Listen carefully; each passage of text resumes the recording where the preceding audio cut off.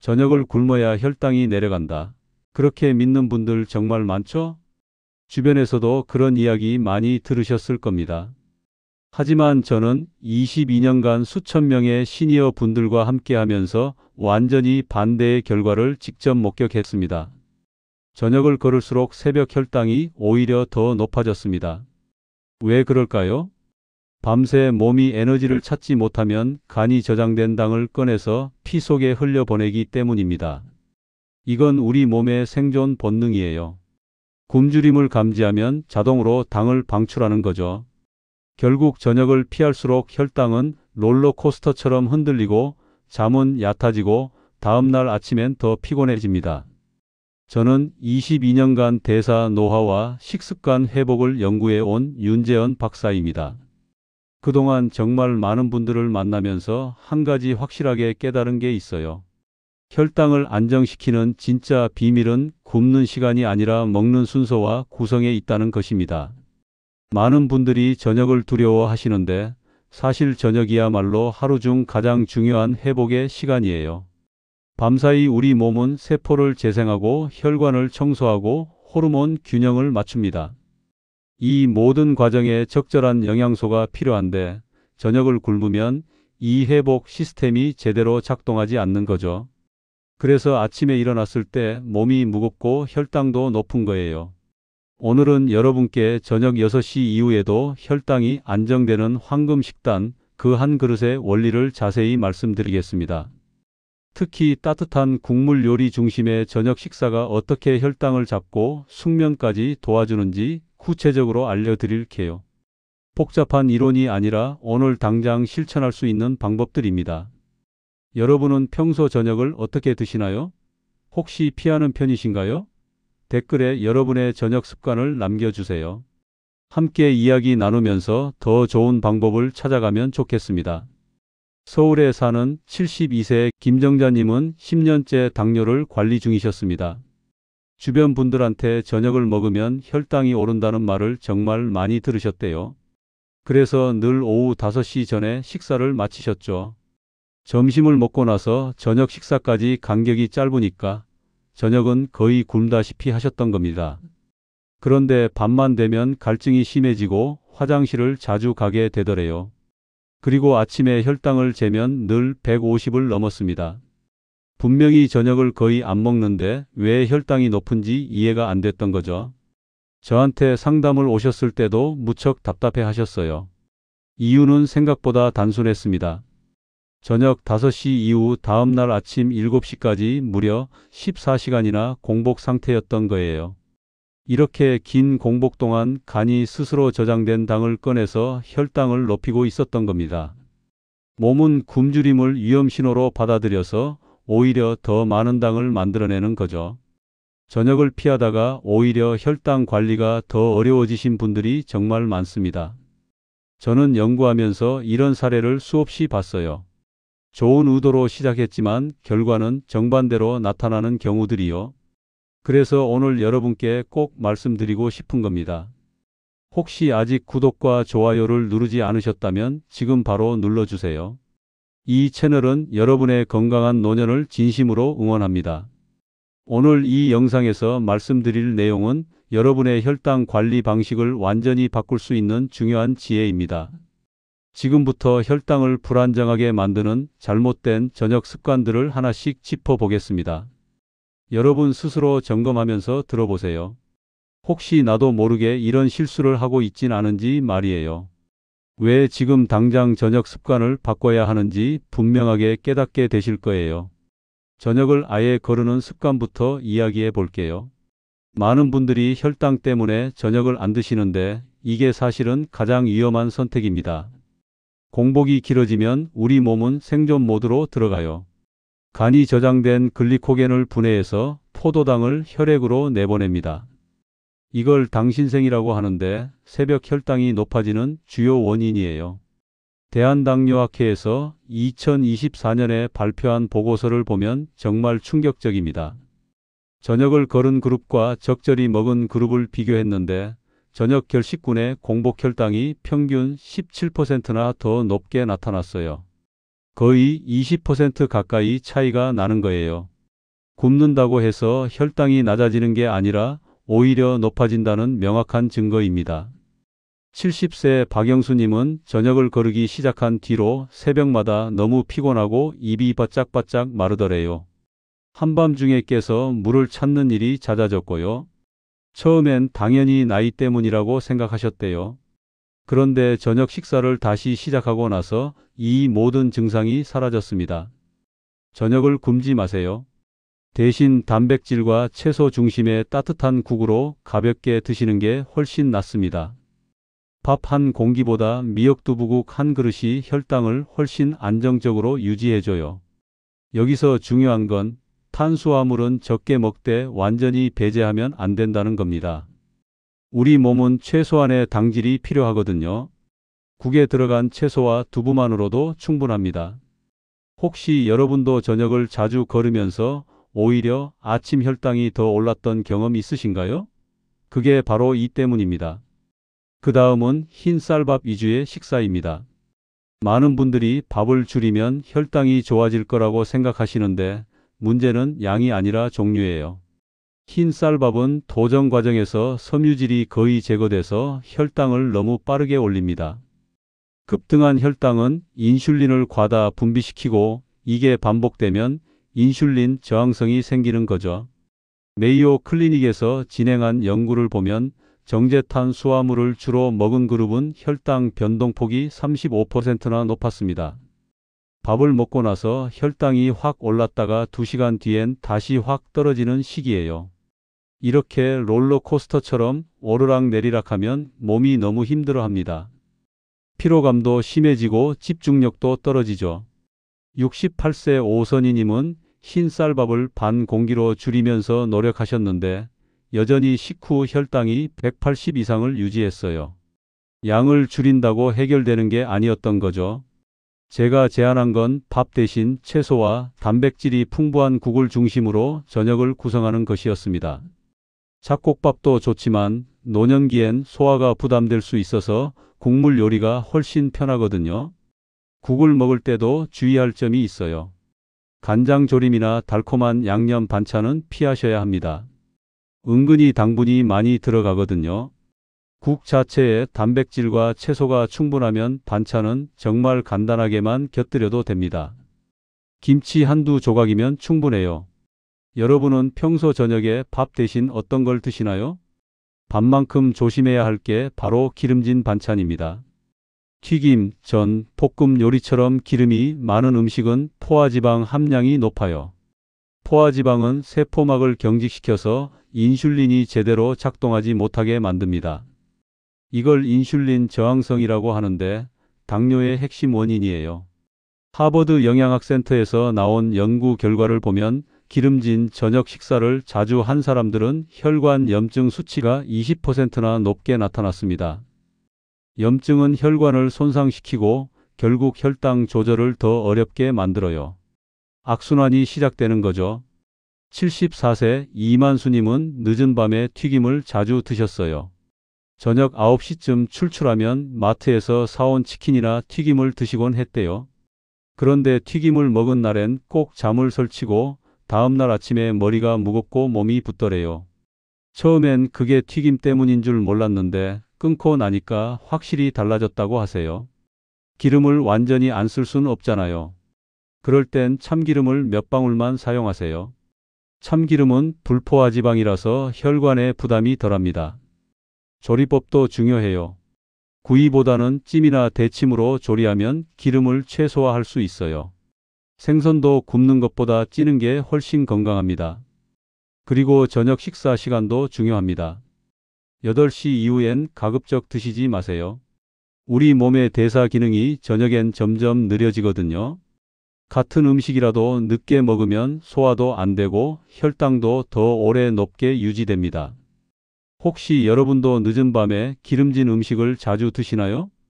기름진 음식만큼 은근히 혈당을 올리는 게 달콤한 양념과 믹스커피입니다. 많은 분들이 식사는 조심하면서 커피는 놓치시는데 이게 정말 큰 함정이에요. 믹스커피 한 봉에는 설탕이 거의 2스푼이나 들어갑니다. 하루에 두세 잔 드시면 그것만으로도 당분 섭취량이 확 늘어나는 거죠. 한국 식생활학회 자료를 보면 하루 두 잔의 달콤한 커피를 꾸준히 마신 사람들은 당화혈색소가 평균 0.4% 높았습니다. 0.4%가 별로 안 커 보일 수 있지만 이건 3개월간 쌓인 평균 혈당 수치예요. 장기적으로 보면 엄청난 차이입니다. 65세 최명자님은 식사량은 정말 적게 드셨어요. 밥도 반 공기, 반찬도 조금만. 그런데 혈당은 계속 높더라고요. 알고 보니 하루에 믹스커피를 3잔씩 드셨던 거예요. 식사 후에 한 잔, 오후에 한 잔, 저녁에 또 한 잔. 커피 때문에 혈당이 잡히지 않았던 겁니다. 믹스커피를 끊기 어려우시면 무가당 보리차로 바꿔보세요. 처음엔 심심하게 느껴지실 수 있는데 2주만 지나면 적응됩니다. 오히려 단맛 없는 차가 더 개운하게 느껴지실 거예요. 보리차는 카페인도 없어서 숙면에도 도움이 되고요. 여기서 한 가지 더, 꿀이나 과일청도 조심하셔야 해요. 천연이라고 해서 괜찮다고 생각하시는데 우리 몸은 꿀이든 설탕이든 똑같이 당분으로 인식합니다. 당도가 높은 과일청을 차에 타서 드시는 것도 믹스커피만큼 위험해요. 식사 후에 달콤한 커피를 습관처럼 드시고 계신가요? 그 습관 하나만 바꿔도 혈당이 눈에 띄게 좋아집니다. 마지막으로 식사 순서가 잘못된 경우입니다. 이게 정말 중요한데도 많은 분들이 간과하세요. 밥부터 먹으면 혈당이 급상승하고 그 순간 췌장에서 인슐린이 과다하게 분비됩니다. 이렇게 인슐린이 갑자기 많이 나오면 2시간 뒤엔 저혈당 증상이 올 수 있어요. 어지럽고 힘이 빠지는 거죠. 대한영양학회에서 발표한 연구를 보면 국과 채소를 먼저 먹은 그룹은 식후 혈당 상승폭이 28%나 낮았습니다. 같은 음식을 먹어도 순서만 바꿨는데 이렇게 큰 차이가 나는 거예요. 이건 정말 간단하면서도 강력한 방법입니다. 77세 김정수님은 평생 밥부터 먹는 습관이 있으셨어요. 그런데 제가 국과 단백질을 먼저 드시고 밥은 마지막에 천천히 드시라고 권했더니 딱 2주 만에 식후 혈당이 30이나 낮아졌습니다. 아무것도 바꾸지 않았어요. 순서만 바꿨을 뿐인데 말이에요. 국물을 먼저 마시면 위가 준비 상태가 됩니다. 그 다음 단백질과 채소를 먹으면 소화가 천천히 진행돼요. 마지막에 밥을 조금 먹으면 혈당이 급등하지 않고 완만하게 올라갑니다. 이게 바로 이상적인 혈당 곡선이에요. 여기서 또 하나 중요한 건 씹는 속도입니다. 빨리 먹으면 순서를 바꿔도 효과가 반감돼요. 한 숟가락 먹고 20번 이상 씹으세요. 전체 식사 시간은 최소 20분 이상 확보하시고요. 천천히 먹으면 포만감도 빨리 오고 소화도 훨씬 잘 됩니다. 여러분은 식사하실 때 어떤 음식부터 드시나요? 밥부터 드시는 편이신가요? 아니면 국이나 반찬부터 드시나요? 지금까지 혈당을 불안정하게 만드는 5가지 저녁 습관을 살펴봤습니다. 저녁을 거르는 것, 흰 쌀밥 위주의 식사, 기름진 반찬, 달콤한 음료, 그리고 잘못된 식사 순서. 이 중에서 여러분한테 해당하는 게 하나라도 있다면 오늘부터 바꿔보세요. 이제 혈당을 안정시키는 황금 저녁국 5가지를 함께 살펴보겠습니다. 이 국들은 제가 22년간 연구하면서 직접 확인한 최고의 저녁 메뉴예요. 첫 번째로 소개할 국은 미역두부국입니다. 미역에는 푸코이단이라는 성분이 풍부한데 이게 혈관을 씻어주는 역할을 해요. 혈관 벽에 붙은 노폐물을 제거하고 혈액순환을 개선합니다. 그리고 두부에는 이소플라본이 들어있는데 이 성분이 인슐린 감수성을 높여줘요. 쉽게 말하면 같은 양의 인슐린으로도 혈당을 더 효과적으로 낮출 수 있다는 뜻입니다. 미역 두부국을 끓일 때 주의할 점이 있어요. 간을 너무 세게 하지 마세요. 소금이 많으면 다음날 붓고 혈압에도 안 좋습니다. 국간장을 조금만 넣고 참기름은 정말 소량만 사용하세요. 참기름 몇 방울이면 충분해요. 재료는 간단합니다. 마른 미역 8g, 두부 100g 정도, 그리고 김치를 아주 약간만 넣으면 깊은 맛이 납니다. 미역을 불리실 때 너무 오래 불리면 영양소가 빠져나가요. 10분에서 15분이면 충분합니다. 두부는 손으로 으깨서 넣으면 국물에 고소한 맛이 우러나와요. 끓는 물에 미역 넣고 두부 넣고 김치 조금 넣고 5분만 보글보글 끓이면 됩니다. 여러분은 평소 미역국을 어떤 재료로 끓이시나요? 혹시 멸치나 조개를 넣으시나요? 그것도 좋지만 저녁엔 최대한 가볍게 드시는 게 숙면에 도움이 됩니다. 미역국이 혈관을 씻어준다면 시금치 들깨탕은 잠까지 편하게 해줘요. 시금치는 마그네슘이 정말 풍부한 채소예요. 마그네슘은 근육을 이완시키고 신경을 안정시키는 미네랄입니다. 그래서 저녁에 드시면 숙면에 특히 도움이 돼요. 들깨에는 오메가3 지방산이 들어있어서 뇌 건강에도 좋고 염증을 줄이는 효과도 있습니다. 하지만 들깨가루를 너무 많이 넣으면 국이 텁텁해져요. 한 그릇 기준으로 1스푼 반 정도가 적당합니다. 시금치는 150g 정도, 다진 마늘은 아주 약간만. 마늘을 너무 많이 넣으면 속이 쓰릴 수 있거든요. 시금치는 뿌리 부분까지 깨끗이 씻어서 사용하세요. 뿌리에 붉은 부분이 있는데 거기에 철분이 많이 들어있어요. 물이 끓으면 시금치를 넣고 들깨가루를 풀어서 한 소끔만 끓이면 됩니다. 너무 오래 끓이면 시금치가 물러지고 색도 탁해져요. 요즘 잠이 얕으신가요? 새벽에 자주 깨시나요? 그럼 이 국을 한번 드셔보세요. 마그네슘이 숙면 호르몬인 멜라토닌 분비를 도와줘서 깊은 잠을 잘 수 있게 해줍니다. 혈당과 함께 중성지방까지 신경 쓰이신다면 표고버섯 된장국도 꼭 드셔보세요. 표고버섯에는 베타글루칸이라는 성분이 있는데 이게 정말 대단한 물질이에요. 혈당을 낮추는 동시에 중성지방까지 낮춰줍니다. 버섯 중에서도 표고버섯이 베타글루칸 함량이 가장 높아요. 된장은 발효식품이라서 장 건강에 좋고 단백질도 풍부합니다.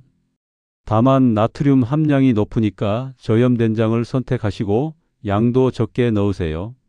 국물 한 그릇에 한 스푼이면 충분해요. 표고버섯은 70g 정도, 대파는 향을 내는 정도로만 조금 넣으시면 됩니다. 멸치나 다시마로 육수를 우려내면 더 깊은 맛이 나요. 육수가 끓으면 표고버섯을 넣고 5분 정도 끓인 뒤에 된장을 풀어주세요. 된장은 한번 끓으면 효소가 파괴되니까 끓이지 말고 그냥 풀어서 바로 불을 끄면 됩니다. 혹시 된장국을 매일 드시는 분 계신가요? 매일 드셔도 좋은데 다른 재료들을 바꿔가면서 드시면 더 좋습니다. 버섯, 두부, 미역, 무 등등 여러 가지로 변화를 주세요.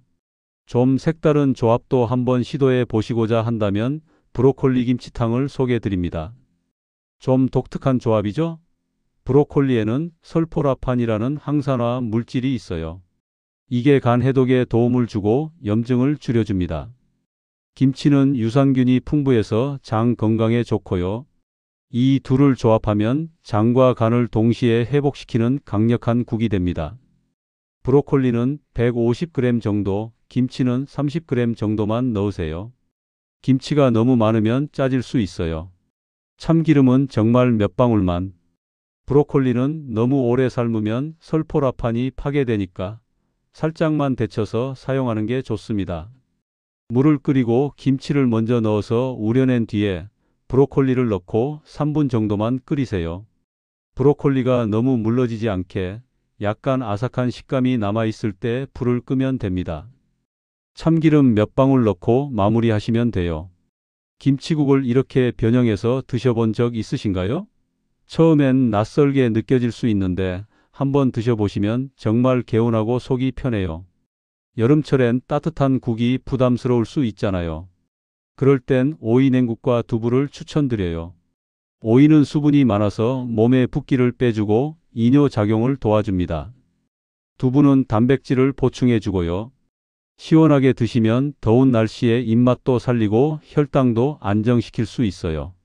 오이는 200g 정도, 두부는 60g 정도, 미역은 3g만 넣으면 됩니다. 식초를 몇 방울 넣으면 상큼한 맛이 나는데 식초도 혈당 조절에 도움을 줘요. 식초는 탄수화물 흡수 속도를 늦춰주는 효과가 있거든요. 다만 주의할 점이 있어요. 너무 차게 드시면 소화가 느려질 수 있습니다. 특히 소화기가 약하신 분들은 미지근하게 드시는 게 좋아요. 냉장고에서 바로 꺼내지 마시고 10분 정도 실온에 두셨다가 드세요. 더운 날씨엔 어떤 국으로 저녁을 드시나요? 여름에도 따뜻한 국이 더 좋긴 하지만 입맛이 없을 땐 이렇게 시원한 냉국도 괜찮습니다. 이 5가지 국은 모두 약보다 강력한 회복식입니다. 매일 저녁 2 중 하나씩만 돌아가면서 드셔보세요. 한 달만 지나면 몸이 확실히 달라진 걸 느끼실 거예요. 아침 혈당도 안정되고 잠도 깊어지고 전반적인 컨디션이 좋아집니다. 이제 마무리로 오늘 내용을 정리하고 여러분이 당장 실천할 수 있는 가장 중요한 한 가지를 짚어보겠습니다. 오늘 우리는 저녁을 피할수록 오히려 혈당이 흔들린다는 중요한 사실을 확인했습니다. 많은 분들이 믿고 있는 잘못된 상식이 뭔지 아시죠? 저녁을 굶는 게 혈당 관리에 좋다는 생각. 이건 완전히 틀렸습니다. 올바른 관리법은 저녁을 조화롭게 먹는 겁니다.